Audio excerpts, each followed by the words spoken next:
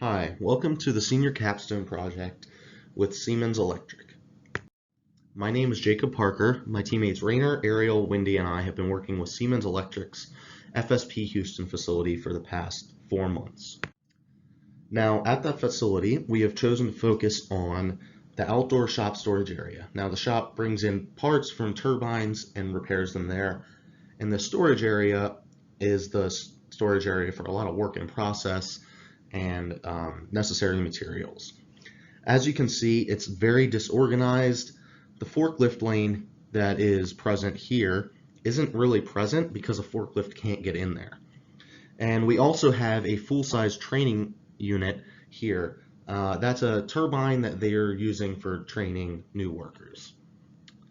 Now, as I said, it's inaccessible. There's a lot of inventory there, and this is leading to a lot of labor costs for maneuvering around the area, as well as a lot of wasted space because the actual inventory and storage method isn't really feasible for the facility. So what we did is we decided to sample some inventory in the area with the help of our Siemens contacts. Now we sampled 30 items, recorded weights, dimensions, and most importantly, frequency of usage, and split up the inventory into 3 categories depending on the frequency. So any item less than a year that's moved every in a matter of months, less than a year, we call fast moving inventory. Anything that's moved every 1 to 5 years is slow moving, and then if it takes longer than 5 years, we consider it non-moving. So from this, we developed our solutions that we would propose, and we developed a new AutoCAD layout, some disposal methods to standardize and help sustain the process, and also some storage and retrieval processes, again, to standardize and help sustain. So getting right into the layout, the principle we focused on was proximity. Some key points here: we've reduced the training area in the blue here to about 50% of its current size. Now that doesn't include moving the full-size training unit. We didn't want to do that because it's not very feasible as far as implementation goes. But we did incorporate a lot of new forklift lanes. As you can see in the white, all of this is now forklift lanes, and these are 16 foot wide, which is up to their specification, and it's what's necessary for moving some of the bigger parts in and out of the area. And with this, we satisfied some of the 6S principles that you see listed there: sort, set in order, sustain, and obviously safety. And this in total has about 14,000 square feet of storage space and about 5,000 square feet of forklift lanes. So I said that we created a layout. We actually created 3 options, each with kind of their own pros and cons, but we scored them based on adjacency of relevant areas, total storage space, lane area, maneuverability ratio, which is the ratio of forklift lane area to total storage area, and there we considered a higher number to be better, and then ease of implementation.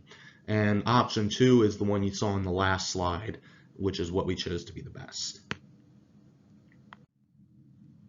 Now, we also created an R simulation to help model some disposal processes. From these, we created 2 disposal processes: a capacity level trigger, which triggers when the area itself reaches about 80% of its storage capacity, and a periodic trigger that recommends disposal of unnecessary parts every 3 years.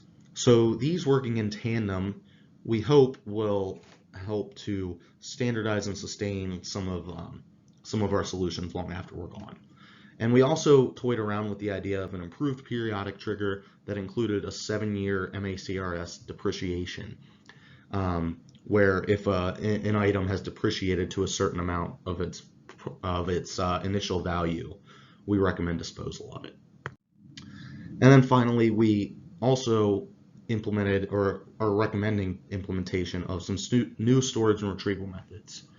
So with this, the first thing is to grid out the area into 6 by 6 foot by 6 foot squares, and this is going to be useful for locating inventory, We also want to employ some pallet racks, some cantilever racks, which they already have, and the cantilever racks will be really useful for things like pipes, beams, longer items that we see there. So the whole new process is revolving around the use of the tooling area's inventory system. And with that comes barcoding for the new items in the area to help keep track of it. And also with the barcodes, we're considering usage of a clipboard or some sort of sheet that is in the area consistently so that workers, when they're actually storing and retrieving the parts, know where to look and where to put them. Again, this is to help sustain and standardize the process. So some recommendations outside of the scope of the project that we thought were useful, but we didn't really have time to look into. We're going to recommend looking into purchasing an inventory management system outside of the current tooling one, because while we can use it, it's not necessarily optimal because we're looking at a different type of storage and retrieval process. And we also think it's really important for the company to assess their needs down the line and continually, really. It kind of goes along with the whole continuous improvement idea behind industrial engineering. And that we really want our solution to last, so the best way to do that is to evaluate your needs at every step of the way. And that should never leave the process. Now, as far as implementation goes, we think that we should prepare the inventory first by earmarking everything that can be disposed of in the initial disposal and categorizing all the parts as fast, slow, or non-moving.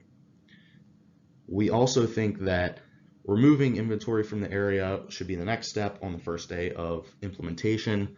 Don't move the full-size training unit though, because that's going to be a whole lot of difficulty and require more labor than is necessary.